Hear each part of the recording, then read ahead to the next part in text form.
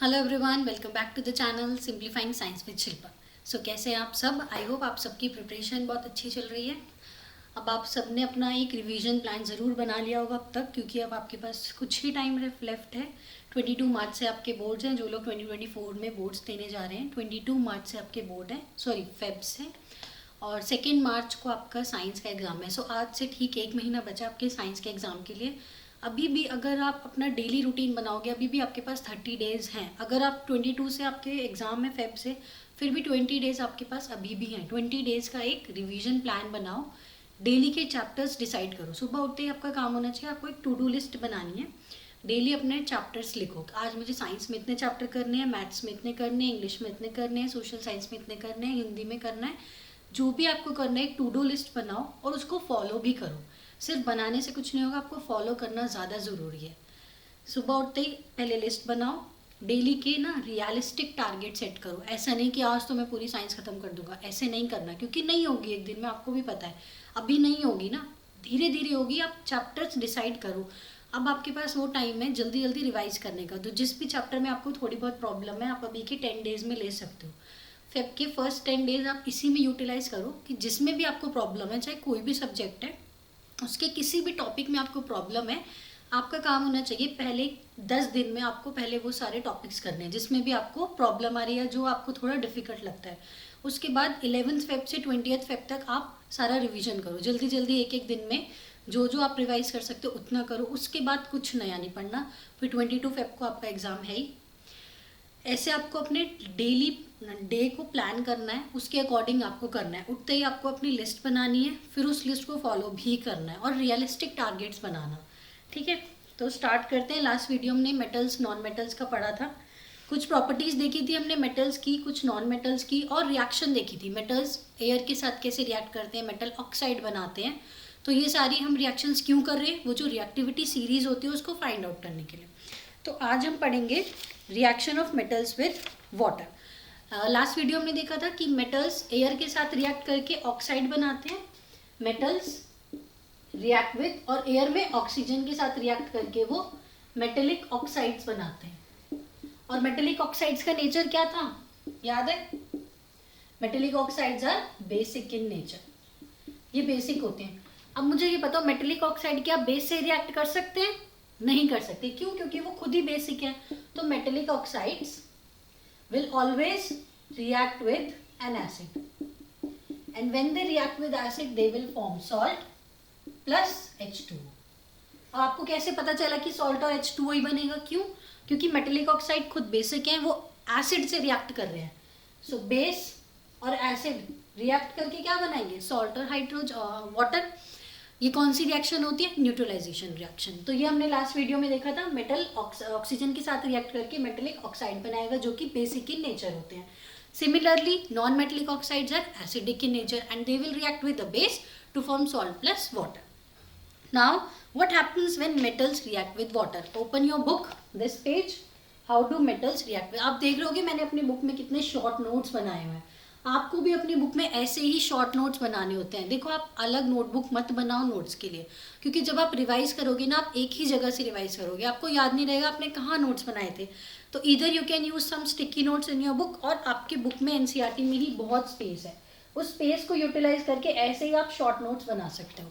उनको हाईलाइट कर सकते हो, जो जो इंपॉर्टेंट पॉइंट है, फिर जब आप रिवाइज करोगे वही शॉर्ट नोट्स फटाफट रिवाइज करना। और शॉर्ट नोट्स बनते कैसे हैं? देखो, आपने फर्स्ट रीडिंग की एनसीईआरटी की, तब नहीं बनते शॉर्ट नोट्स। फर्स्ट रीडिंग में आप तो पूरा रीड करोगे, जब आप सेकंड रीडिंग करोगे तब आपको पता चलेगा ये चीज़ इंपॉर्टेंट थी, उसको आपको हाईलाइट कर लेना या साइड में लिख लेना। फिर जब आप थर्ड रीडिंग करोगे ना, तब आपको उसके नोट्स बनाने हैं जो आपको याद नहीं रहा, क्योंकि आपने पहले 2 बार एनसीईआरटी पढ़ लिया। ऑब्वियसली 2 बार में पूरी एनसीईआरटी लर्न नहीं होगी ना। थर्ड टाइम जब आप एनसीईआरटी रीड करोगे तो आप कुछ पॉइंट्स को मिस भी करोगे। जो पॉइंट्स मिस हो रहे हैं ना, उनको स्टिकी नोट्स लो तब बनाओ। फिर आपको याद रहेगा कि ये पॉइंट मैंने लास्ट टाइम मिस किया था, उस पर आपको फोकस करना है। जो इंपॉर्टेंट है, जो आपने लिखा हुआ है, उस पर आपको फोकस करना है। फिर 4th टाइम रीड करोगे, ऐसे ग्रेजुअली आपको पूरी एनसीईआरटी लर्न हो जाएगी। धीरे धीरे होगी, एक बार में नहीं होगी। So what happens when metals react with water? इसमें अब फिर से आपको एक एक्टिविटी दी है। वाटर में ना 3 कंडीशन है। एक होता है कोल्ड वाटर, एक होता है हॉट वाटर, और एक होता है केस स्टीम का। कोल्ड वाटर से हमें रिएक्ट कराना है। कुछ मेटल्स कोल्ड वाटर से रिएक्ट करेंगे, कुछ मेटल्स हॉट वाटर से रिएक्ट करेंगे और कुछ मेटल्स स्टीम से रिएक्ट करेंगे। आपको पता होगा स्टीम हॉट वाटर से भी ज़्यादा स्ट्रांग होती है, क्योंकि स्टीम में होती है लेटेंट हीट ऑफ वेपराइजेशन। आपने देखा होगा ना, एक गर्म पानी है और एक में स्टीम है, तो किससे ज़्यादा बर्न हो सकता है? स्टीम से ज़्यादा बर्न होता है। क्यों? क्योंकि इसमें लेटेंट हीट ऑफ वेपराइजेशन होती है, लेटेंट हीट ऑफ वेपराइजेशन। तो steam is more stronger than hot water. तो ये तीन कंडीशंस है, हमें देखना है कौन से मेटल कोल्ड वाटर से रिएक्ट करेंगे, कौन से मेटल हॉट वाटर से करेंगे और कौन से मेटल स्टीम से रिएक्ट करते हैं। So let us read the activity. Collect the samples of same metals in activity 3.9। 3.9 में एक्टिविटी में हमने कुछ मेटल्स लिए थे। कौन कौन से मेटल्स थे वो याद है आपको? निकालो अपनी बुक, देखो पीछे कौन कौन से मेटल्स लिए थे। वही सेम मेटल्स हैं, आयरन, जिंक वगैरह। अब कुछ पीसेस को आपको सेपरेट रखना है, half filled with cold water. पहले लेना है cold water. Which metals react with cold water? कुछ मेटल्स को आपको कोल्ड वाटर में डालना है। आप देखोगे कुछ रिएक्शन हुई है या नहीं हुई। Arrange them in the increasing order of their reactivity with cold water. Did any metal produce fire on water? क्या किसी मेटल ने फायर प्रोड्यूस की जैसे ही आपने पानी में डाला? हाँ, करेंगे कुछ मेटल्स, आगे बताते हैं। Does any metal start floating after some time? हो सकता है कुछ मेटल्स फ्लोट भी करें, कुछ मेटल्स फायर कैच करें। Does put the metal that did not react with cold water in beaker half filled with hot water. आपने cold water में कुछ मेटल्स को डाला, आपने दो ऑब्जर्वेशन देखी। एक कि कुछ मेटल्स जो है वो फ्लोट कर रहे हैं, दूसरी ऑब्जर्वेशन आपने देखी कि उन्होंने फायर कैच की। अब जिस मेटल ने रिएक्ट नहीं किया कोल्ड वाटर से, आपको उसको नेक्स्ट बीकर में डालना है जिसमें हॉट वाटर है। For the metals that did not react with hot water, arrange them in apparatus। उसके बाद आपको स्टीम में डालना है। तो तीनों कंडीशंस हो गई ना। पहले आपने कोल्ड वाटर में डाला, कोल्ड वाटर से दो कंडीशंस आई हैं। एक, या तो वो फ्लोट करेगा मेटल, या फिर उसने फायर कैच कर ली होगी। उसके बाद आपने हॉट वाटर में डाला, फिर आपने स्टीम में डाला। तो सारे मेटल्स ने कोल्ड वाटर के साथ रिएक्ट नहीं किया, तभी तो आपने हॉट वाटर में डाला और स्टीम में डाला। Which metals did not even react with steam? क्योंकि स्टीम तो सबसे स्ट्रॉन्गेस्ट है, तो ऐसा कौन सा मेटल है जो स्टीम से भी नहीं रिएक्ट करेगा? अरेंज करना है आपको डिक्रीजिंग ऑर्डर में। अब देखो, metals react with water and produce a metal oxide. फिर से मेटल ऑक्साइड ही बनेगा। यहाँ पे भी मेटल ऑक्साइड बना था, यहाँ पे भी मेटल ऑक्साइड बनेगा। ऐसा क्यों? यहाँ पे भी मेटल ऑक्साइड ही बनेगा, बताओ क्यों? ऐसा रीजन किसी को पता है? कि वाटर से रिएक्ट करने पे भी वो ऑक्साइड बना रहा है और ऑक्सीजन से रिएक्ट करने पे भी वो ऑक्साइड बना रहा है। क्यों? इसकी वजह से, क्योंकि वाटर में भी तो ऑक्सीजन प्रेजेंट है ना। तो जहां पे भी ऑक्सीजन दिखेगी वो ऑक्सीजन के साथ रिएक्ट करके मेटेलिक ऑक्साइड बनाएगा। Again they are acidic in nature. Metal oxides that are soluble in water dissolve in it to further metal hydroxide. अब जितने भी मेटेलिक ऑक्साइड है जिन्होंने वाटर के साथ रिएक्ट करा, अगर हम उनको फिर से मेटेलिक ऑक्साइड को अगर हम फिर से वाटर के साथ रिएक्ट कराएंगे तो वो बनाएंगे मेटल हाइड्रोक्साइड। इस बार हाइड्रोक्साइड बनेगा, पर वही वाले जो डिसॉल्व हो सकते हैं। Metal oxide that are soluble in water dissolve in it to further form metal hydroxide. जो डिसॉल्व हो सकते हैं वाटर में, जो डिसॉल्व हो सकते हैं, ये इंपॉर्टेंट पॉइंट है। सिर्फ वही वाले रिएक्ट करेंगे और मेटल हाइड्रोक्साइड बनाएंगे। मेटल हाइड्रोक्साइड, जैसे मेटल ऑक्साइड बना ऐसे ही मेटल हाइड्रोक्साइड बनेगा। आपकी बुक में क्वेश्चन भी दी हुई है, metal plus water metal hydroxide plus hydrogen and metal oxide plus water metal hydroxide. कौन से वाले? जो डिसॉल्व होंगे। अब मेटल्स लाइक अब ये बताएंगे कि कौन कौन से मेटल कोल्ड वाटर से रिएक्ट किया, किसने हॉट से किया और किसने स्टीम से किया। So metals like potassium and sodium, मैंने आपको लास्ट टाइम भी बताया था, केदारनाथ का माली आलू जरा फीके पकाता है। तो ये जो दोनों मेटल्स हैं ये हाईली रिएक्टिव हैं, तो ये तो कोल्ड वाटर के साथ भी रिएक्ट कर जाएंगे। इसको हम किस में रखते हैं? कैरोसिन में, कैरोसिन ऑयल में रखते हैं ना मैंने। तो metals like potassium and sodium react violently with cold water. In case of sodium and potassium the reaction is so violent and exothermic that evolve hydrogen immediately that catches fire. यही वो metals हैं जिन्होंने fire catch की थी। तो कौन कौन से मेटल्स कोल्ड वाटर से रिएक्ट कर गए? सोडियम और पोटेशियम। और ये कैसी रिएक्शन है? एक्सोथर्मिक। एक्सोथर्मिक क्यों है? क्योंकि इसमें हीट रिलीज हुई है, ऑब्वियसली फायर कैच की है तो हीट रिलीज होगी, ये एक्सोथर्मिक रिएक्शन होगी। तो बस आपको इसमें एग्जांपल्स लर्न करने हैं। कोल्ड वाटर के साथ सोडियम और पोटेशियम रिएक्ट करेगा क्योंकि ऑब्वियसली ये दोनों हाईली रिएक्टिव मेटल है और ये रिएक्शन बहुत वायलेंट होगी। अब आपको रिएक्शन भी दी हुई है, 2K + 2H2O देगा 2KOH। जब ये रिएक्ट करेंगे वाटर के साथ तो 2KOH बन जाएगा। ये KOH क्या है? KOH बेस है ना, और है क्या ये? मेटलिक ऑक्साइड है। तो metallic oxides are basic in nature, क्योंकि ये क्या है? मेटल है। ये क्या है? Water. Metal plus water react करके क्या बनाते हैं? Metal oxide. लेकिन क्योंकि पोटेशियम जो है वो सॉल्युबल होता है वाटर में, तो क्या ये मेटल ऑक्साइड होगा या मेटल हाइड्रोक्साइड होगा? ये मेटल हाइड्रोक्साइड होगा, क्योंकि इसमें OH आ रहा है ना। ये वाला कौन सा होगा? Metal hydroxide. कंफ्यूज नहीं होना है, हाइड्रोक्साइड इसलिए क्योंकि OH लिखा हुआ है। जहां भी OH लिखा होगा वो हाइड्रोक्साइड होता है। अगर ये K2O होता तो ये ऑक्साइड होता। यहाँ पे OH लिखा हुआ है इसलिए ये हाइड्रोक्साइड है। यहाँ पे हमने देखा था ना, जो डिसॉल्व होते हैं वो मेटल हाइड्रोक्साइड बनाएंगे, तो इसने मेटल हाइड्रोक्साइड बनाया। सिमिलरली दूसरा भी केस है, वो भी हाइड्रोक्साइड बनाएगा। Sodium 2Na + 2H2O will give you 2NaOH। ये भी मेटल हाइड्रोक्साइड है, और ये मेटल हाइड्रोक्साइड ये वाला भी दोनों मेटल हाइड्रोक्साइड होंगे, क्योंकि इनमें OH आ रहा है। अगर इनमें सिर्फ O होता, जैसे Na2O होता, तो ये मेटल ऑक्साइड होते हैं। The reaction of calcium with water is less violent. एक और चीज रिएक्ट कर सकती है कोल्ड वाटर के साथ, कौन? कैल्शियम, क्योंकि कैल्शियम भी तो जस्ट नीचे ही है ना।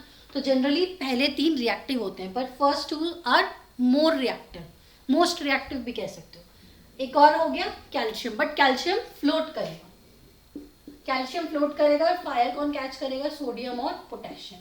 तो साथ साथ आपको लर्न भी करना है। इसकी भी आपको इक्वेशन दी हुई है। कैल्शियम जब वाटर के साथ रिएक्ट करेगा तो कैल्शियम हाइड्रोक्साइड बनाएगा again and hydrogen gas release करेगा। इधर लिख रही हूँ मैं कैल्शियम की reaction, calcium + 2H2O will give you calcium hydroxide and it will release hydrogen gas. अब इधर इस हाइड्रोजन गैस का बहुत इंपॉर्टेंस है। क्या इंपॉर्टेंस है इस हाइड्रोजन गैस की? जब ये हाइड्रोजन गैस रिलीज होती है तो ये कुछ बबल्स फॉर्म होते हैं। कोई भी गैस होगी तो बबल्स निकलेंगे ना, उस बबल्स की वजह से ही ये फ्लोट करती है। अगर बबल्स नहीं होते तो ये फ्लोट नहीं करती। इसीलिए यहाँ पे हाइड्रोजन गैस का इंपॉर्टेंस यही है कि जब ये निकलेगी तो इससे फ्लोट होगा, बबल्स बनेंगे, एंड बबल्स की वजह से जो कैल्शियम हाइड्रोक्साइड बना है वो फ्लोट होगा। The reaction of calcium with water is less violent. ये लेस वायलेंट है क्योंकि हाईली रिएक्टिव सिर्फ 2 ही है। The heat evolve is not sufficient for the hydrogen to catch fire. तो ये वाली इक्वेशन थी ना, इनमें हीट भी रिलीज हुई है और उस हीट की वजह से ही हाइड्रोजन ने फायर कैच किया है। लेकिन यहाँ पे हीट इतनी ज़्यादा रिलीज नहीं हुई कि ये जो हाइड्रोजन गैस है ये फायर कैच कर सके। यहाँ पे भी H2 गैस रिलीज हुई है, इन दोनों केसेस में भी हाइड्रोजन गैस रिलीज होगी। यहाँ पे भी हाइड्रोजन गैस रिलीज होगी और यहाँ पे भी हाइड्रोजन गैस रिलीज होगी और हीट भी रिलीज होगी क्योंकि एक्सोथर्मिक रिएक्शन है। लेकिन इस केस में जो हीट रिलीज हुई है वो इतनी ज़्यादा है कि ये हाइड्रोजन गैस फायर कैच कर लेगी। बट इस केस में जो हीट रिलीज हुई है वो थोड़ी कम है क्योंकि ये रिएक्शन लेस वायलेंट है। इसीलिए लेस वायलेंट है क्योंकि हीट कम रिलीज हुई है और हीट के कम रिलीज होने की वजह से हाइड्रोजन गैस ने फायर कैच नहीं की। इनफैक्ट जो हाइड्रोजन गैस है उसने कुछ बबल्स फॉर्म किए जिसकी वजह से फ्लोट किया। Calcium starts floating because the bubbles of the hydrogen gas formed stick to the surface to the metal. अब उसके ऊपर सारे bubbles बन गए तो obviously calcium float करेगा। मैग्नीशियम ने रिएक्ट नहीं किया। Magnesium does not react with cold water. Remember this. पहले तीनों ने रिएक्ट किया बट सबसे ज़्यादा वायलेंट रिएक्शन थी सोडियम और पोटेशियम की। कैल्शियम की रिएक्शन वायलेंट नहीं थी, इसने फ्लोट किया था, इन दोनों ने फायर कैच की थी। मैग्नीशियम कोल्ड वाटर के साथ रिएक्ट नहीं करेगा। It reacts with hot water to form magnesium hydroxide. देखो है तो पानी ही ना, चाहे कोल्ड हो चाहे हॉट हो, तो ऑब्वियसली बनाएगा तो हाइड्रोक्साइड ही। तो मैग्नीशियम जब H2O से रिएक्ट करेगा, हालांकि ये हॉट वाटर है, तो ये भी मैग्नीशियम हाइड्रोक्साइड बनाएगा MgOH2। यहाँ पे भी बनेगा मैग्नीशियम हाइड्रोक्साइड ही। It also start floating due to the bubbles of the hydrogen gas sticking to its surface. क्योंकि ये रिएक्शन भी इतनी वायलेंट नहीं है, यहाँ पे भी हाइड्रोजन गैस रिलीज होगी और इस गैस की वजह से बबल्स बनेंगे और इन बबल्स की वजह से मैग्नीशियम फ्लोट करेगा। तो फ्लोटेशन के 2 केस हो गए, पहला है कैल्शियम, दूसरा है मैग्नीशियम। कैल्शियम ने कोल्ड वाटर के साथ फ्लोटेशन की, बट मैग्नीशियम ने हॉट वाटर के साथ रिएक्ट करके फ्लोटेशन की है। नेक्स्ट है metals like aluminium, iron, zinc. Aluminium, zinc और iron does not react with either cold और हॉट वाटर। इन तीनों ने तो किसी के भी साथ रिएक्ट नहीं किया, इसने किया हॉट वाटर के साथ।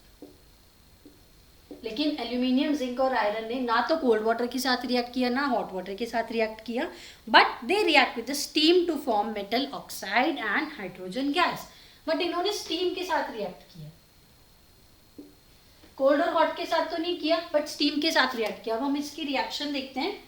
देखो एल्यूमिनियम ने पहले रिएक्ट किया, इधर लिख रही हूं मैं, I think it's visible, yes. तो एल्यूमिनियम ने पहले रिएक्ट किया किसके साथ? अब स्टीम भी तो वाटर का ही फॉर्म है, स्टीम का कोई अलग फॉर्मूला तो होगा नहीं, तो इसको भी क्या लिखेंगे? H2O लिखेंगे। तो जब एल्यूमिनियम ने वाटर के साथ रिएक्ट किया तो उसने क्या बनाया? ऑक्साइड। अब देख रहे हो डिफरेंस? जब ये तीनों ये चारों थे, पोटेशियम, सोडियम, कैल्शियम, मैग्नीशियम, इन्होंने क्या बनाए थे? हाइड्रोक्साइड। लेकिन एल्यूमिनियम, जिंक और आयरन जब स्टीम के साथ रिएक्ट करेंगे तो ये क्या बनाएंगे? ऑक्साइड। ये डिफरेंस है, ये नोट जरूर कर लेना। ये स्टीम की फॉर्म में वाटर, लेकिन ये क्या बनाएंगे इस बार? ऑक्साइड बनाएंगे, Al2O3, और हाइड्रोजन गैस रिलीज होगी। ऐसे ही आपको जिंक की भी रिएक्शन लिखनी है और आयरन की भी रिएक्शन लिखनी है। सेम हो गया जिंक और आयरन की रिएक्शन, जैसे Fe, ये बैलेंस कर लेना आप, H2O स्टीम की फॉर्म में है, Fe2O3 बनाएगा और हाइड्रोजन गैस रिलीज होगी। ये सब ऑक्साइड्स हैं, ये याद रखना। और ये सारे हाइड्रोक्साइड थे, देख रहे हो? KOH, NaOH, MgOH, OH means hydroxide. और अगर सिर्फ O लगा हुआ है जैसे Al2O3 तो ये क्या है? हाइड्रोक्साइड्स। ये भी क्या था? ये है ऑक्साइड, सॉरी, एंड ये है हाइड्रोक्साइड। OH लिखा हुआ है तो हाइड्रोक्साइड होगा, सिर्फ O लिखा हुआ है तो ऑक्साइड होगा। तो देखो कितना इंपॉर्टेंट पॉइंट है। एल्यूमिनियम, जिंक, आयरन क्या बनाएंगे? Oxide. Sodium, potassium, calcium, magnesium क्या बनाएंगे? हाइड्रोक्साइड्स बनाएंगे। ये दोनों, ये तीनों किसके साथ रिएक्ट करेंगे? कोल्ड वाटर के साथ, ये हॉट वाटर के साथ, और ये तीनों स्टीम के साथ रिएक्ट करेंगे। Fe2O3 बन गया, ऐसे जिंक करेगा, जिंक प्लस H2O, Zn2O3, और हाइड्रोजन गैस रिलीज होगी।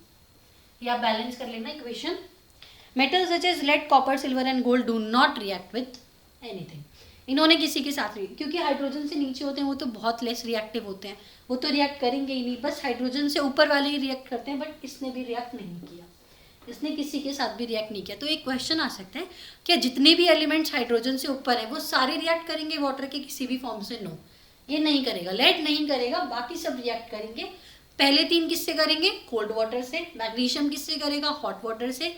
जिंक, आयरन और एल्यूमिनियम किससे रिएक्ट करेंगे? स्टीम से। हाइड्रोक्साइड्स कौन बनाएगा? एक और question, sodium, potassium, calcium, magnesium, ये बनाएंगे हाइड्रोक्साइड्स। मैं यहाँ पे OH लिख रही हूँ, और ये क्या बनाएंगे? ऑक्साइड्स। ठीक है, तो इतनी सी चीज में हमने इतने सारे क्वेश्चन देखे। आपके क्वेश्चन, आपके पेपर में इनमें से कुछ भी क्वेश्चन फ्रेम होके आ सकता है। पहला क्वेश्चन क्या बनेगा? ऑक्साइड्स कौन बनाता है। दूसरा क्वेश्चन क्या बनेगा? हाइड्रोक्साइड्स क्या बनाता है। तीसरा क्वेश्चन बनेगा कोल्ड वाटर से कौन रिएक्ट करता है। चौथा क्वेश्चन हॉट वाटर से। फिफ्थ क्वेश्चन स्टीम से कौन रिएक्ट करता है। एंड सिक्स क्वेश्चन क्या बनेगा? क्या जितने भी मेटल्स हाइड्रोजन से ऊपर है वो सारे रिएक्ट करेंगे वाटर से? नो, लेड रिएक्ट नहीं करेगा। तो देखो इतने सारे क्वेश्चन बन गए हमारे इतने छोटे से टॉपिक से। अब एक और चीज है कि नॉन मेटल रिएक्ट करेंगे क्या वाटर और स्टीम के साथ। ये तो हमने सारा केस देखा मेटल्स का। क्या नॉन मेटल्स रिएक्ट करेंगे वाटर के किसी भी फॉर्म के साथ? नहीं करेंगे, कोई भी रिएक्शन नहीं होगी, ना ही कोल्ड वाटर से, ना ही हॉट वाटर से, और ना ही स्टीम से। लेकिन कुछ हाईली रिएक्टिव नॉन मेटल, अब देखो एक्सेप्शंस तो जरूर है साइंस में, एक्सेप्शंस के बिना क्या मजा। कुछ हाईली रिएक्टिव नॉन मेटल्स होते हैं जैसे फ्लोरीन। फ्लोरीन आपने सुना होगा, इलेक्ट्रोनेगेटिव भी होता है ना, रिएक्ट करता है वाटर के साथ to form oxygen and ozone. ये फिर भी आपके आउट ऑफ सिलेबस है, बट मैंने आपको बता दिया मेटल्स इन जनरल रिएक्ट नहीं करेंगे किसी भी फॉर्म से, बट एक हाईली रिएक्टिव नॉन मेटल है फ्लोरीन, वो रिएक्ट कर सकता है ऑक्सीजन उसके साथ, वाटर के साथ ऑक्सीजन और ओजोन बनाने के लिए।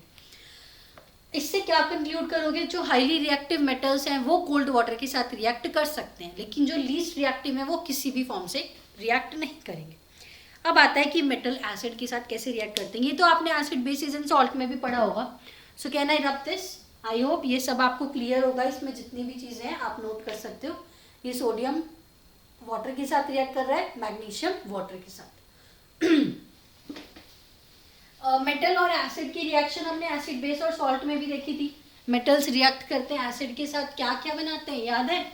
याद करो फटाफट। How do metals react with acid? कौन सी गैस रिलीज होती है और उस गैस को कैसे टेस्ट कर सकते हैं हम, याद है? पॉप साउंड टेस्ट याद है ना, एसिड बेस एंड सॉल्ट में किया था। So metals react with acid to form salt plus hydrogen gas. ये तो अच्छे से लर्न हो गया होगा आपको। इसके लिए पॉप साउंड टेस्ट होता है। कौन सा टेस्ट है? Pop sound test. अब इसके साथ एक और बता दो, कार्बन डाइऑक्साइड के लिए कौन सा टेस्ट होता है? Lime water test. Lime water को मिल्की कर देता है। So you have already learn acid basis and salt में। सो ये थी उसकी रिएक्शन। चलो एक क्वेश्चन और पूछती हूँ, क्या सारे मेटल्स रिएक्ट करेंगे एसिड के साथ? नहीं करेंगे। कौन से करेंगे? जो हाइड्रोजन से ऊपर है। जो भी रिएक्टिविटी सीरीज लिखी थी उसमें जितने भी मेटल्स हाइड्रोजन से ऊपर है सिर्फ वही रिएक्ट करेंगे। एक और क्वेश्चन, क्या सारे एसिड रिएक्ट करेंगे मेटल्स के साथ? नो। कौन से एसिड रिएक्ट करेंगे? Mineral acid. मिनरल एसिड जैसे कि HCl, H2SO4, HNO3 जो हम लैब्स में बनाते हैं। और दूसरे कौन से होते हैं? ऑर्गेनिक एसिड जो फ्रूट्स में मिलते हैं, जैसे citric acid, oxalic acid, lactic acid जो कि कर्ड में मिलता है। Metal plus acid will give you salt plus hydrogen. But do all metals react? यही क्वेश्चन है। No, all metals will not react in the same manner. Only the metals above hydrogen will react. And obviously जो top पे metals हैं वो highly reactive होंगे। जैसे जैसे हम नीचे आएंगे वो मेटल्स लीस्ट रिएक्टिव होते हैं। हाइड्रोजन गैसेस, इसमें एक और क्वेश्चन एक्टिविटी दी हुई है। चलो एक्टिविटी पढ़ लेते हैं। Collect the all the metal samples except sodium and potassium again. अब आपको सोडियम और पोटेशियम नहीं लेना। If the samples are tarnished rub them with the sand paper. Sand paper से मैंने बताया था क्यों रब करते हैं, क्योंकि ऑक्साइड की लेयर आ जाती है ऊपर। Put the sample separately in a test tube containing dilute hydrochloric acid. HCl mineral acid होता है। Suspend thermometers in the test tube so that their bulbs are dipped in the acid.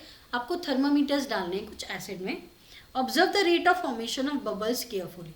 अब आपको देखना है कि बबल्स किस में बनेगा। Which metal react vigorously with dilute hydrochloric acid? Which metal did you record the highest temperature and arrange the metals in decreasing order of their reactivity with dilute acid? देखो फिर से हम ना रिएक्टिविटी सीरीज लिखते हैं। केदारनाथ का माली आलू जरा फीके पकाता है। अब तो याद ही हो गई होगी आपको। ये दोनों आपको नहीं लेने हैं। कैल्शियम, मैग्नीशियम, एल्यूमिनियम, जिंक, ये सब आप ले सकते हो जितने भी मेटल्स अबव हाइड्रोजन है। इसमें बोला हुआ है कि आपको सोडियम और पोटेशियम नहीं लेने।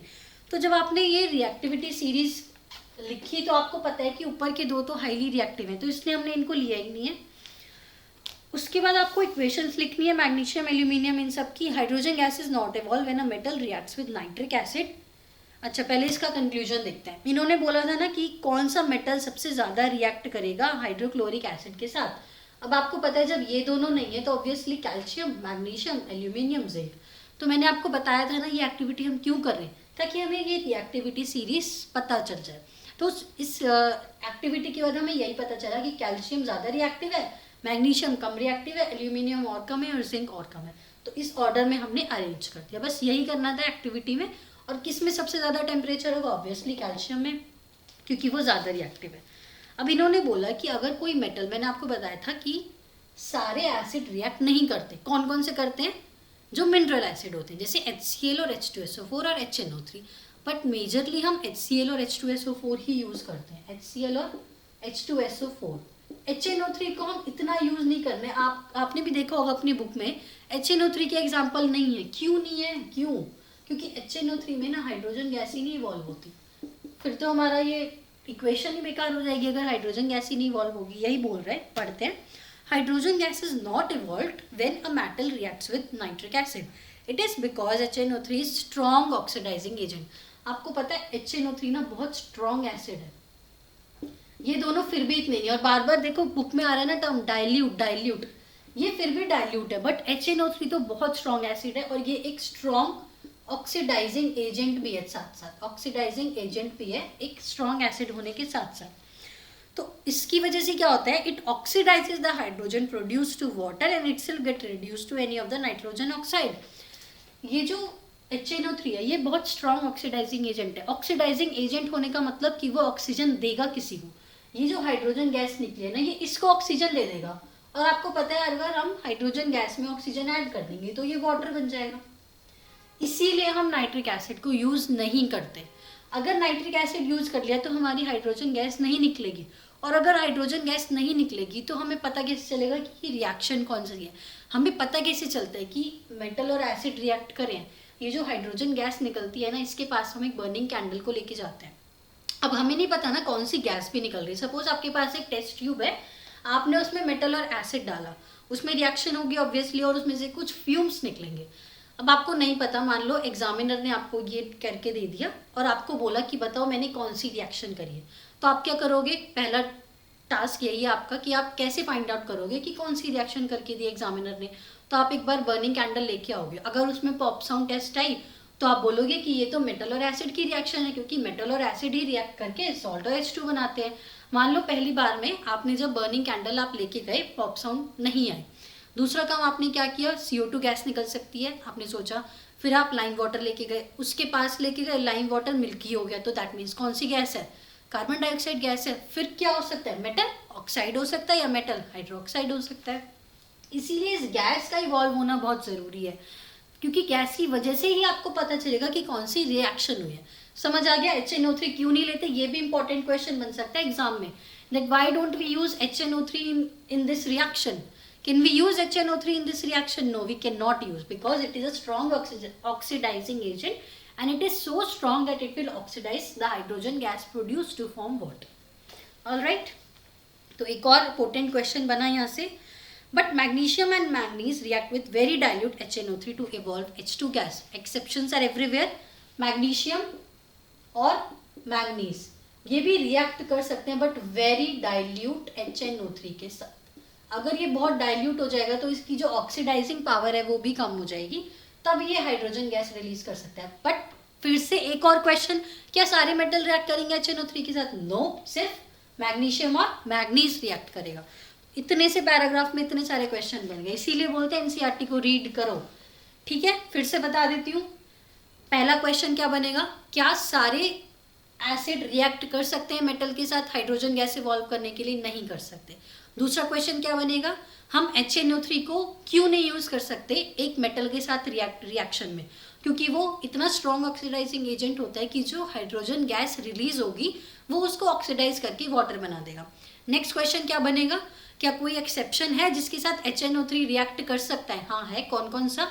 मैग्नीशियम और मैग्नीज, बट कंडीशन क्या है कि वो बहुत डाइल्यूट होना चाहिए HNO3 एसिड, तभी वो हाइड्रोजन गैस रिलीज करेगा। ठीक है, नेक्स्ट पे चलते हैं। You must have observe that the rate of formation of bubbles was the fastest in case of magnesium. ये वही रिएक्टिविटी सीरीज बता रहे हैं, इसीलिए बता रहे हैं। The reaction was almost exothermic, तो रिएक्टिविटी सीरीज बन गई मैग्नीशियम, एल्यूमिनियम, जिंक, आयरन। अगर हम ये चारों लेते हैं तो सबसे ज़्यादा रिएक्टिव यही होगा।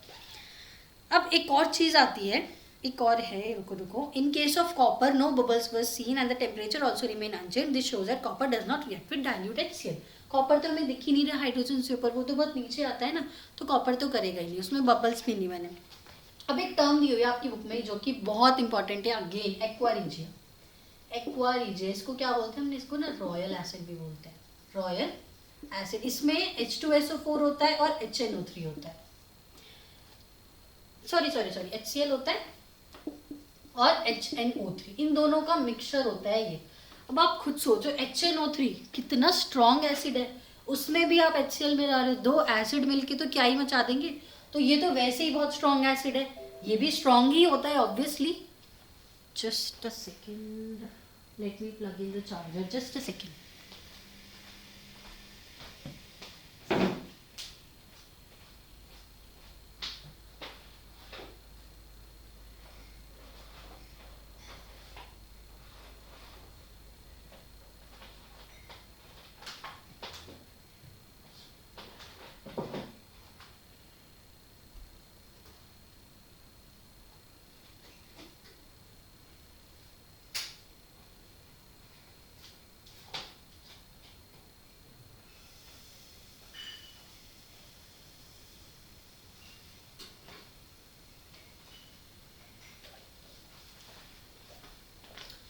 यस, सो हम एक्वा रीजिया के बारे में बात कर रहे थे। देखो HNO3 ना ऑलरेडी कितना स्ट्रॉन्ग एसिड है, अब उसमें आप एक और स्ट्रॉन्ग एसिड डाल रहे हो तो बहुत स्ट्रॉन्ग चीज़ बन जाएगी ना ये।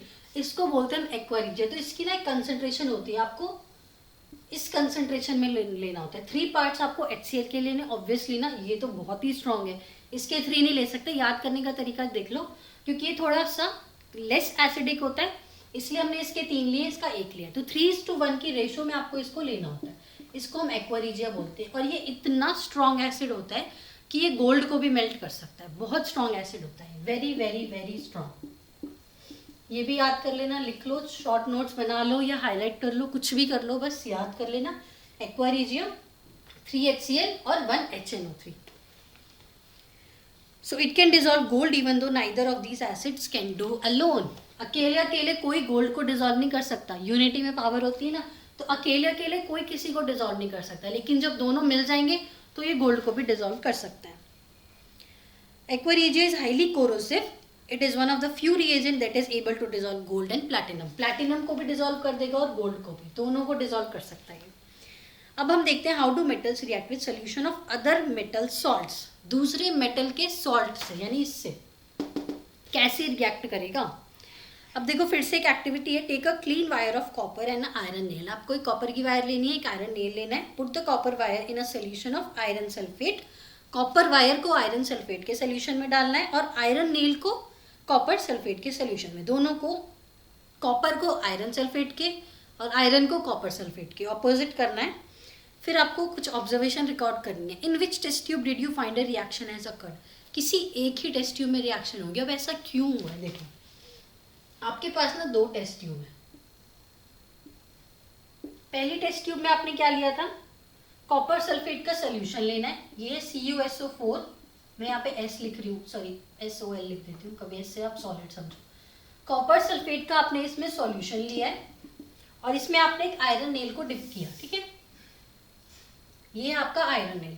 दूसरे केस में आपने क्या किया, FeSO4 का सोल्यूशन लिया है, सॉल्यूशन लिया FeSO4 का, और इसमें आपने क्या डाली है, कॉपर की वायर डाली है। ये आपकी कॉपर वायर।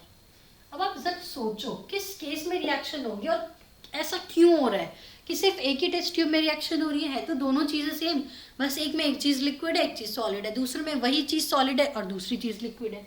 आप खुद सोचो किस में होगी। ये आयरन नेल है तो सिर्फ फर्स्ट वाली में ही रिएक्शन होगी, सेकेंड वाली में रिएक्शन नहीं होगी, इसमें रिएक्शन होगी।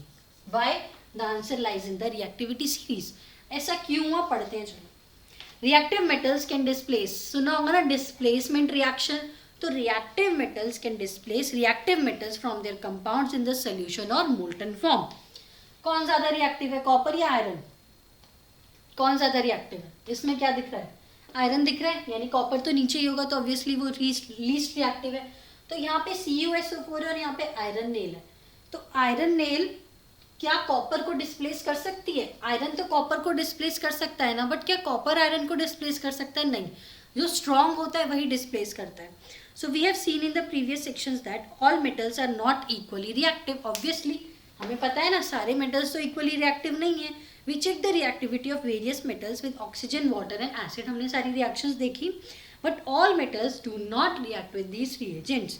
सो we are not able to put all the metal samples we had collected in decreasing order. ये सब छोड़ो, ये बेकार का है। बस आपको यही याद रखना था, इसमें ना कॉपर सल्फेट का सोल्यूशन ब्लू हो जाता है, यहाँ पे आयरन सल्फेट सोल्यूशन और कॉपर वायर। नेक्स्ट आती है आपकी रिएक्टिविटी सीरीज जो आपको ऑलरेडी दी हुई है। Copper plus FeSO4 displacement reaction होगी, कलर चेंज होगा। कॉपर प्लस FeSO4 सोल्यूशन में इसमें होगा, sorry I am so sorry, ये मैंने क्या कर दिया, सॉरी सॉरी सॉरी। इसमें रिएक्शन होगी, इसमें रिएक्शन नहीं होगी ना, वही तो। इसमें तो CuSO4 का कलर तो ऑलरेडी ब्लू होता है ना, कॉपर का कलर हमेशा ब्लू होता है। यहाँ पे आपने कॉपर वायर डाली और FeSO4 का सोल्यूशन डाला। अब ये ज़्यादा रिएक्टिव है ना, तो इसमें ये होगा, इसमें कलर चेंज होगा, ठीक है। Cu प्लस FeSO4, इसके रिएक्शन भी लिख लो, Cu प्लस FeSO4, इसमें डिस्प्लेसमेंट रिएक्शन होगी, इसमें इसमें डिस्प्लेसमेंट रिएक्शन नहीं होगी, इसमें कलर चेंज होगा, इसमें कलर चेंज नहीं होगा, क्योंकि देखो ना बुक में ब्लू कलर था ना, तो ब्लू ही है कलर, बल्कि कलर तो चेंज होना चाहिए ना, क्योंकि आपने इसको कॉपर सल्फेट के सॉल्यूशन में डाला। मैं फिर से समझाती हूँ, I am sorry, copper sulphate के सॉल्यूशन में डाला था ना आपने। अगर आप चीज़ एक कॉपर सल्फेट का आपके पास टेस्ट ट्यूब में सॉल्यूशन है, उसमें अगर आप आयरन नील डिप कर रहे हो, तो कॉपर तो रिएक्टिव ही नहीं है, वो तो रिएक्ट ही नहीं करेगा। लेकिन अगर आप FeSO4 के सोल्यूशन में, क्योंकि Fe तो फिर भी रिएक्टिव है ना कॉपर से, FeSO4 के सोल्यूशन में कॉपर की वायर डालोगे तो रिएक्शन होगी। पहले केस में रिएक्शन नहीं होगी, क्योंकि CuSO4 तो बहुत लीस्ट रिएक्टिव है। फिर आपके पास ये रिएक्टिविटी सीरीज दी हुई है जो हमने ऑलरेडी कर ली थी, इसको नहीं करते, नेक्स्ट पेज पे चलते हैं। ओके, अब आते हैं आपके आयनिक कंपाउंड आ गए हैं। प्रॉपर्टीज ऑफ आयनिक कंपाउंड है, फिर है आपका occurrence of metals. Okay, occurrence of metal से हम कल करते हैं, और ये हम अभी कर लेते हैं how do metals and non metal react. अभी तक हमने देखा मेटल्स की रिएक्शन, मेटल्स किस किस से रिएक्ट करते हैं, ऑक्सीजन से करते हैं, वाटर से करते हैं, एसिड से करते हैं। अब हम देखते हैं मेटल और नॉन मेटल दोनों खुद कैसे रिएक्ट करते हैं।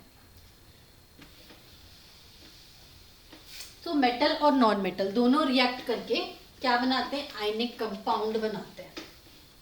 Let us see the formation of ionic compound. Ionic compound में ना आपको ये जो स्ट्रक्चर्स है ना, ये इंपॉर्टेंट है, ये आपको लर्न करने होंगे। इसमें ना कुछ ऐसा रीड करने का तो नहीं है, हम सीधा देखते हैं कि आयनिक कंपाउंड्स कैसे बनते हैं। आयनिक कंपाउंड्स पहली बात तो बनते हैं मेटल और नॉन मेटल से। किससे बनते हैं, metal plus non metals. When metals and non metals react they form ionic compounds. और आयनिक से आपको कुछ याद आ रहा है, आयोनिक, दैट मीन्स कुछ आयंस का चक्कर है, यहाँ पे आयंस का गेम है ना। तो देखो क्या होता है, हम एग्जांपल लेते हैं सबसे कॉमन सॉल्ट का, NaCl। सबसे पहले, इससे भी पहले आपको क्या पता होना चाहिए, इनके इलेक्ट्रॉनिक कॉन्फ़िगरेशन पता होनी चाहिए। Na है और Cl है। सोडियम का इलेक्ट्रॉनिक कॉन्फ़िगरेशन लिखो अपनी अपनी नोटबुक में और साथ साथ बनाओ। सोडियम की होती है 281 और क्लोरीन की होती है 288। अब इसकी 281 है, इसका मतलब इसके पास कितने इलेक्ट्रॉन्स है, 8 2 11 11 इलेक्ट्रॉन है। यहाँ पे 8 2 18 18 इलेक्ट्रॉन है। अब सोडियम का अगर हम स्ट्रक्चर बनाएंगे, 281 है, 281, ये KLMN शेल्स होती हैं, ये न्यूक्लियस होता है। यहाँ पे 2 है, यहाँ पे 8 है, 1 2 3 4 5 6 7 8, और यहाँ पे सिर्फ एक ही है। अब बनाते हैं हम क्लोरीन का। क्लोरीन में 288 होते हैं। अगर हम क्लोरीन में से देखो, पहले तो ये बना लेते हैं हम, 1 2 3, 2 1 2 3 4 5 6 7 8, 2 3 4 5 6 7 8, दोनों में हमने इसमें 88 बना लिया। अब आपको ये देखना है कि क्लोरीन को एक्सेप्ट करना है ना, अगर वो एक्सेप्ट 287 होंगे ना, ये तो एक्सेप्ट करने के बाद है। सोडियम के पास 1 है, 1 को हमने ऐसे रिप्रेजेंट किया। क्लोरीन के पास 7 है, 1 2 3 4 5 6 7, इसको 1 की कमी है ना, तो इसको 1 चाहिए, तो ये इससे ले लेगा और ये क्या बन जाएगा, इन दोनों के बीच में एक आयनिक बॉन्ड बन जाएगा। अब इसका तो कंप्लीट हो गया ना, देखो 1 2 3 4 5 6 7 8, इसके पास तो कंप्लीट होगा। अब आप बोलोगे कि इसके पास तो कुछ भी नहीं बचा, अरे इसका आप ये हटा दो तो ये वाली शेल ही हट जाएगी। अगर इसकी ये शेल हट गई तो इसकी आउटर मोस्ट शेल में कितने इलेक्ट्रॉन्स है, 8 इलेक्ट्रॉन्स है, तो यानी इसका ऑक्टेट तो कंप्लीट हो गया। तो इसने जो अपना बाहर वाला एक एक्स्ट्रा इलेक्ट्रॉन था वो इसने क्लोरीन को दे दिया, इसकी वजह से इसका ऑक्टेट, क्योंकि उस ऑक्टेट को आप हटा दोगे, वो वाली शेल अब नहीं रहेगी। अब आउटर मोस्ट शेल देखते हैं, आउटर मोस्ट शेल में तो 8 इलेक्ट्रॉन्स है, तो इसने अपना एक इलेक्ट्रॉन लूज किया ताकि इसकी ऑक्टेट कंप्लीट हो जाए। देखो इसके पास ना 2 केस है, 281 है ना, तो आप बोलोगे कि मैम ये 7 इलेक्ट्रॉन्स ले भी तो सकता है ना, बट 7 इलेक्ट्रॉन्स देगा कौन, और ये लेना भी तो कितना मुश्किल है। तो ये अपना एक इलेक्ट्रॉन लूज कर देगा और क्लोरीन को दे देगा अपना एक इलेक्ट्रॉन, ताकि इसके पास 7 है तो 8 हो जाए। अब दोनों के ऑक्टेट कंप्लीट हो गए। अब इन दोनों के बीच में जो बॉन्ड बनेगा ना, उसी को हम बोलते हैं आयनिक बॉन्ड। अब इसको लिखते कैसे, इसको लिखने का तरीका देख लो, इस पर प्लस आएगा। प्लस क्यों आएगा, क्योंकि इसने डोनेट किया है। अब देखो इसको याद रख लो, इलेक्ट्रॉन खुद एक नेगेटिव स्पीशीज होती है ना, इसके पास इलेक्ट्रॉन कम हो गए, यानी इसके पास नेगेटिविटी कम हो गई, तो इस पर कौन सा चार्ज आएगा, प्लस चार्ज आएगा। क्लोरीन के पास तो इलेक्ट्रॉन और आ गए, इलेक्ट्रॉन खुद ही एक नेगेटिव स्पीशीज है, अगर ये ज़्यादा होंगे तो नेगेटिव चार्ज बढ़ेगा, तो क्लोरीन पे नेगेटिव चार्ज आएगा और सोडियम पे पॉजिटिव चार्ज आएगा। इसके बाद हम एक ब्रैकेट लगाएंगे और इस पे नेगेटिव चार्ज लिखेंगे, तो Na+ ऐसे बनता है, ये एक आयनिक बॉन्ड है किसके बीच में, सोडियम और क्लोरीन के बीच में आयनिक बॉन्ड। तो ऐसे बनता है आयनिक बॉन्ड। अब आयनिक बॉन्ड होने के लिए क्या क्या कंडीशन जरूरी है, इस डायग्राम से आपको क्या पता चला क्या जरूरी है। पहली कंडीशन तो ये है कि जो देने वाला है उसके पास एक्स्ट्रा होने भी चाहिए ना इलेक्ट्रॉन, तभी तो वो डोनेट कर सकता है। और कोई ऐसा हमें मेटल लेना है जिसके पास इलेक्ट्रॉन्स की कमी हो, तभी ये दोनों बॉन्ड बना सकते हैं। तो एक के पास एक्सेस इलेक्ट्रॉन्स होने चाहिए, एक के पास थोड़े कम इलेक्ट्रॉन्स होने चाहिए, तभी इन दोनों की पेयरिंग होगी और ऐसे बॉन्ड बनेगा। और ये करेक्ट रिप्रेजेंटेशन है, ऐसे ही आपको रिप्रेजेंट करना है। प्लस साइन याद रहेगा कैसे आया, क्योंकि उसके ऊपर से नेगेटिविटी कम हो रही है, वो डोनेट कर रहा है तो प्लस साइन आएगा। जो एक्सेप्ट कर रहा है वो इलेक्ट्रॉन को एक्सेप्ट कर रहा है, इलेक्ट्रॉन खुद नेगेटिव है तो नेगेटिविटी इंक्रीज हो रही है। और कौन सा एग्जाम्पल है, एक और एग्जाम्पल देख लेते हैं, चलो MgCl का एग्जाम्पल और देख लेते हैं, एक नहीं बन जाएगा। चलो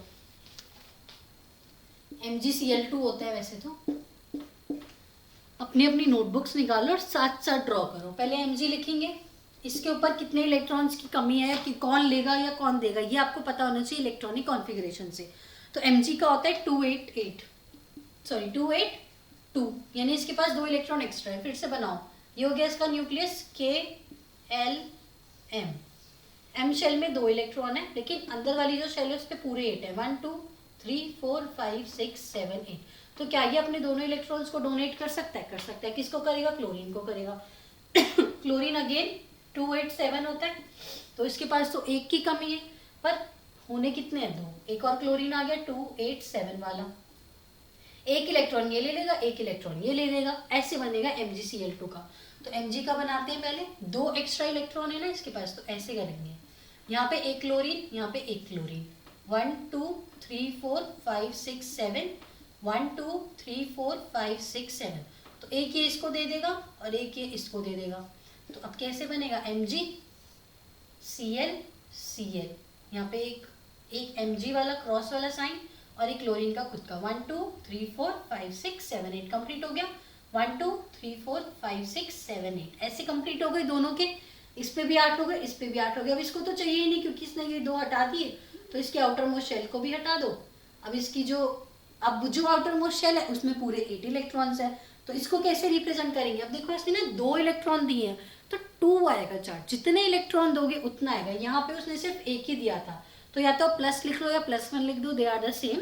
और जब 2 दे रहे हैं तो आपको यहाँ पे ऐसे +2 लिखना होगा, क्योंकि उसने 2 इलेक्ट्रॉन डोनेट किए हैं और यहाँ पे क्लोरीन ने 2 एक्सेप्ट किए हैं, तो इसको करेक्ट रिप्रेजेंट क्या होगा? Mg2+, फिर आपको क्लोरीन लिखना है ब्रैकेट में, फिर उसके बना देने ऐसे एक क्रॉस 1 2 3 4 5 6 7 8 कंप्लीट हो गया। और नीचे 2 लिखना है, हम हमेशा नीचे लिखते हैं ना 2, तो इसके नीचे 2 लिखना है। यहाँ पे जो चार्ज है उसको ऊपर लिखना है। ये 2 ये नहीं रिप्रेजेंट कर रहा कि इसने 2 लिए हैं, ये 2 रिप्रेजेंट कर रहा है कि 2 क्लोरीन के एटम है। अगर आपको एटम रिप्रेजेंट करने तो वो नीचे आएंगे, और अगर आपको इलेक्ट्रॉन्स का डोनेशन और एक्सेप्टेंस रिप्रेजेंट करना है तो वो ऊपर आएगा प्लस और माइनस चार्ज के साथ। यहाँ पे क्लोरीन थे 2, इसलिए हमने 2 लिखा है। ठीक है, तो ये होती है आयनिक बॉन्ड की फॉर्मेशन। ऐसे फॉर्मेशन होती है। देखो इसके लिए क्या ज़रूरी है, सबसे पहले आपको इलेक्ट्रॉनिक कॉन्फ़िगरेशन आनी चाहिए। जब तक आपको कॉन्फ़िगरेशन नहीं आएगी आपको पता नहीं चलेगा किसके पास ज़्यादा है, किसके पास कम है, किसको डोनेट करना है, किसको एक्सेप्ट करना है, तो वो लर्न कर लेना। उसके बाद चलो हम फटाफट से इनकी प्रॉपर्टीज़ और देख लेते हैं, आयनिक कंपाउंड्स की प्रॉपर्टीज़ जो आपके इस पेज पे गिवन है। देखो ऐसे हाईलाइट कर लिया करो, मैं कितनी बार बोल चुकी हूँ आपको, हाईलाइट करो, नोट्स बनाओ, और कॉपी पेन बुक सब निकाल के बैठो, रजाई में मत बैठो, ठंड है पता है मुझे। पहली property physical nature, ionic compounds are solid. पहली बात सॉलिड होंगे ये and are somewhat hard because of strong force of attraction. Ions है ना, जहाँ पे भी आयंस आएंगे ना स्ट्रॉन्ग फोर्स ऑफ अट्रैक्शन होगी। स्ट्रॉन्ग फोर्स ऑफ अट्रैक्शन होगी तो सॉलिड होगे, सॉलिड होगे तो हार्ड होगे, बस। हार्ड होंगे तो ब्रिटल होंगे ऑब्वियसली, सॉफ्ट तो होंगे नहीं, और इजीली पीसेज में ब्रेक नहीं होंगे। These compounds are generally brittle and break into pieces when pressure is applied. जब प्रेशर अप्लाई करोगे तभी ब्रेक होंगे। सेकेंड देखो, हार्ड है, सॉलिड है, स्ट्रॉन्ग फोर्स ऑफ अट्रैक्शन है, तो बॉइलिंग और मेल्टिंग पॉइंट भी तो ज़्यादा होगा ना। जब फोर्स ऑफ अट्रैक्शन ही बहुत कम है, फोर्स ऑफ अट्रैक्शन बहुत ज़्यादा है, स्पेस कम है, तो बॉइलिंग और मेल्टिंग पॉइंट भी ज़्यादा ही होगा. This is because amount of energy is required to break the strong inter atomic force. उसके बाद सॉल्युबिलिटी, अब हार्ड चीज़ों की सॉल्युबिलिटी भी कम होगी. ऐसे ना रिलेट करते जाओ, हार्ड चीज़ है, सॉलिड है, तो सॉल्युबिलिटी भी कम होगी. तो generally soluble in water and insoluble in solvent such as kerosene and petrol. पानी में सॉल्युबल होंगे बट और चीज़ों में सॉल्युबल नहीं होंगे. अब क्या वो इलेक्ट्रिसिटी कंडक्ट करेंगे, ये वाला पैराग्राफ पढ़ लो. The conduction of electricity through a solution involves the movement of charge particle. Electricity वाला चैप्टर याद है, मैंने पढ़ाया था. इलेक्ट्रिसिटी कैसे फ्लो होती है, जब तक इलेक्ट्रॉन्स का चार्ज नहीं होगा इलेक्ट्रिसिटी फ्लो नहीं करेगी. पर यहाँ तो आपको दिख रहे हैं ना इलेक्ट्रॉन्स, ये इलेक्ट्रॉन्स ही तो हैं सारे.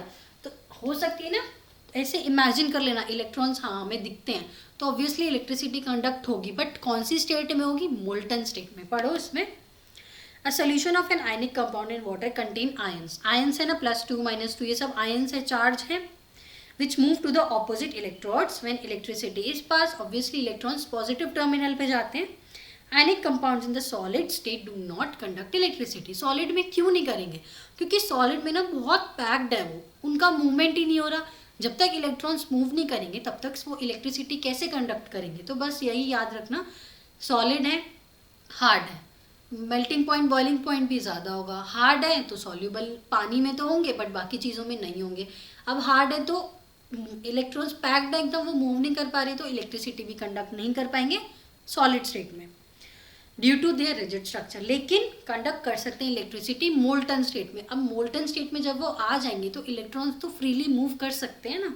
This is possible in the molten state since the electrostatic force of attraction between the oppositely charge ions overcome due to the heat.